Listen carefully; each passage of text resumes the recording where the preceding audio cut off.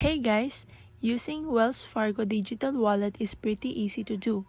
Today, I'm going to show you exactly how you can use it. So first, go to wellsfargo.com on your web browser. So from there, scroll down and look for the section that says Mobile and Online Banking with Wells Fargo. Now, scroll a bit further until you find the option for Digital Wallet and click on that.